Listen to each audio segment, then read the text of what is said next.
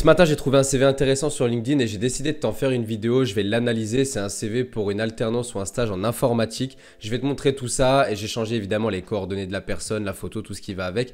Mais on va le décortiquer, on va l'analyser ensemble. Le but est simple, c'est que dans 10 minutes, tu puisses implémenter tous mes conseils à ton CV. Si tu me découvres, je me présente en 20 secondes. Moi, c'est Nicolas Dezeuvre et depuis décembre 2019, mon job, c'est d'aider les candidats à trouver leur contrat le plus vite possible. Et la méthode que j'apprends à ces candidats, je te l'apprends dans les jours à venir. J'organise une masterclass exceptionnelle. Tu peux t'inscrire dès maintenant. C'est le premier lien dans la description. Donc fais-le, tu vas en apprendre plus en 1h30 qu'en 1 an de recherche sur internet. On va parler CV, CV ATS, tu vas voir qu'on va en parler dans cette vidéo aussi. LinkedIn, visibilité, entretien, négo, de tout ça. Donc premier lien dans la description, prends ta place, c'est totalement gratuit et on y va. Voici le CV du jour. Moi, il y a une chose qui me choque énormément directement, c'est qu'on ne sait pas quel poste est recherché. Il faut toujours garder en tête que le recruteur, il voit des dizaines de CV par jour et qu'il doit faire son choix rapidement. Donc à un moment donné, il faut que le poste apparaisse directement tout en haut. Et là, Jack Young, c'est pas comme ça qu'on va recruter la personne. Donc à la limite, moi, son nom, prénom, je l'aurais mis directement beaucoup plus bas. Je l'aurais mis par exemple en dessous sa photo et j'aurais mis à la place de là où il y a écrit Jack Young actuellement le poste recherché. Étudiant en licence informatique passionné par la conception de systèmes embarqués et technologies, je souhaite mettre à profit mes compétences, mais évidemment que tu veux mettre à profit tes compétences, sinon ne postule pas. Ça c'est bullshit, faut retirer ce genre de choses. Par contre, si effectivement la personne parle plusieurs langues, j'ai vu qu'en bas il avait mis qu'il parlait alors anglais courant B2, B2 c'est pas du tout courant, mais s'il a vraiment des avantages concurrentiels, ça peut être intéressant de les mettre en dessous, pas Jack Young, mais le poste recherché du coup par rapport à ce qu'on vient de dire.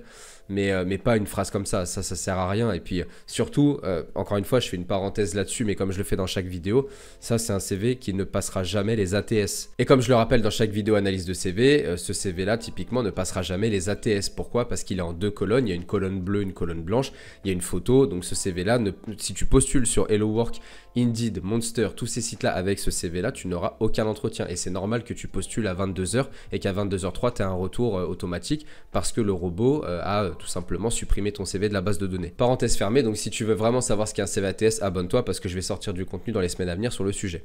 On continue. Alors, le contact, il y a le téléphone, le mail, l'adresse, ouais, ok. Permis, ouais, alors le truc c'est que pareil, encore une fois, il y a marqué donc, dans la phrase en haut, à partir du 26 mai 2025, je cherche un stage, mais en fait, on ne sait pas à quel endroit il cherche exactement. Là, il y a marqué Paris, mais on ne connaît pas sa mobilité géographique. Est-ce qu'il est mobile sur toute la France? Est-ce qu'il est mobile à Lyon, à Paris, plus 30 km? On n'en sait rien. Sa disponibilité, c'est marqué à partir du 26 mai, mais 4 à 8 semaines, ok, pourquoi pas, mais est-ce qu'il y a un laps de temps sinon sur lequel on peut recruter la personne aussi? Il manque énormément d'informations qui pourraient être très intéressantes et surtout le poste recherché, quoi. Sur cette partie haute, voilà ce que je peux dire. Dans les compétences, donc il a mis son savoir-faire et son savoir-être. Moi, j'aurais mis le savoir-être avant le savoir-faire, mais pourquoi pas, à la limite, ça me dérange pas plus que ça. Ce qui est dommage, c'est que tu mets pas de mission en tant que telle, tu vois. Comme à droite, là, tu as noté conception d'un jeu avec une équipe et tout. Ça, c'est bien, le fait de mettre des verbes. Là, tu as mis que des langages, en fait. Il faudra que tu mettes des missions aussi concrètement. Quand tu es dans l'informatique, en fait, que ce soit dans l'informatique, le dev web, des métiers où il y a... en gros, savoir-être, savoir-faire, donc des missions et des logiciels, il faut mettre en gros 3 colonnes, quoi, enfin 3 espaces différents. Au niveau des loisirs, tout en bas, automobile, football, bricolage, personne va t'interroger là-dessus, il faut que tu sois beaucoup plus précis. Bricolage, tu fais quoi? Tu as rénové une maison, automobile, c'est quoi? Tu suis la F1, t'en fais toi-même, tu fais du karting, c'est quoi exactement? On comprend pas en fait. Donc il faut que tu rentres beaucoup plus dans le détail, ça va te permettre de créer un feeling avec le recruteur derrière pendant les entretiens. Les centres d'intérêt sont beaucoup négligés et c'est une énorme erreur parce que derrière en entretien, ça fait clairement la diff. Nous, le nombre de candidats qu'on accompagne et qui ont trouvé des contrats, alors pas parce qu'ils avaient des tatouages, qu'ils faisaient de la moto ou moi parce que je pêchais évidemment, mais en tout cas ça a joué avec le feeling. Et quand on voit ton mail de synthèse 12 heures après l'entretien, parce que nous on se projette déjà à l'après-entretien, même via l'envoi d'un CV, hein. Quand on voit ton mail de synthèse 12 heures après l'entretien et que tu rappelles l'échange sur le bricolage, l'échange sur la pêche, sur les tatouages, le recruteur dans sa tête va se rappeler de toi directement en fait. Donc ça c'est hyper important. Ok, là il y a un truc par contre stratégiquement que je comprends pas trop. Alors je pense que la marge est bouffée à droite au niveau des formations, licence informatique 2022, on voit qu'il y a un tiret. Je pense que ça va jusqu'à 2025 ou 2026. Mais moi j'aurais mis les expériences académiques, même c'est pas grave, mais avant les formations parce qu'elles sont plus cohérentes je trouve. Il y a plus de choses à dire là-dedans que dans tes formations. Ça mérite un A/B test en fait. Il faudrait que tu postules genre sur Paris même dans le 75 avec cette version A et que tu inverses les deux rubriques et que dans le 92, 93, tous les départements limitrophes, tu postules avec le CVB pour voir avec lequel tu as le plus de retours. Mais moi, j'aurais mis expérience académique avant les formations parce que pour moi, c'est plus cohérent avec ce que tu cherches. Donc conception et tout. Pense à mettre des verbes à l'infinitif au niveau de tes bullet points pour expliquer également tes missions. C'est plus facile à comprendre pour une personne qui découvre ton CV. Les formations, ok. Donc j'aurais inversé encore une fois. Expérience pro, tu peux le mettre en dernier. Moi, je mettrais effectivement, j'inverserais juste expérience académique et formation, mais expérience pro, je le laisserai en dernier. Et au niveau des langues, alors anglais, c'est pas courant, mais en tout cas, si tu as un B2, enfin, on voit que tu te débrouilles dans pas mal de langues. Donc, moi, je le mettrais en haut, en fait, à la place de ton gros pavé, là, juste en dessous le poste recherché. Je le mettrais dans ce que nous, on appelle chez Assure ton avenir des cerises sur le gâteau. C'est des atouts, des avantages concurrentiels, en fait.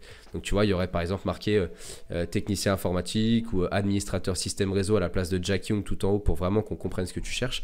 En dessous, je mettrai directement stage 4-8 semaines à compter du 26 mai 2025. Et en dessous, je mettrai directement anglais courant, allemand B1, enfin voilà, toutes les différentes langues, ta mobilité géographique, pourquoi pas, ce qui est cohérent avec les langues que tu parles, etc., etc., qu'on comprenne que tu es différent des autres. C'est ça qui est hyper important, il faut séduire directement avec les premières lignes de ton CV. Et si tu fais ça, tu vas encore avoir un peu de place à la place des langues, puisque comme je viens de te le dire, les langues, il faut que tu les mettes en haut et que tu supprimes le gros pavé que tu as mis là.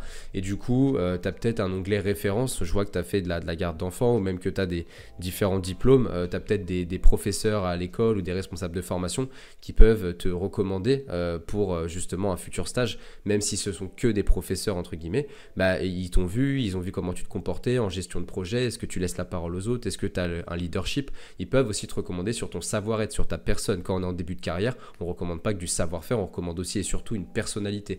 Donc même une personne qui est à l'école ou un tuteur ou tu as eu un job d'été chez McDo ou peu importe, même ces gens-là peuvent te recommander pour une alternance dans un autre domaine parce que c'est ta personne et ta personne reste la même. Voilà, c'est déjà fini pour cette analyse CV, encore du contenu très concret. N'hésite pas à commenter cette vidéo si tu veux que j'analyse le tien lors d'une prochaine vidéo, ce sera avec grand plaisir, je changerai les coordonnées, la photo, etc. évidemment. Pense aussi à rejoindre la masterclass dans les jours à venir, c'est le premier lien dans la description, il doit rester quelques places, donc fais-le dès maintenant tout de suite, tu vas gagner énormément de temps par la suite. Et en attendant, je te dis à très vite pour une prochaine vidéo.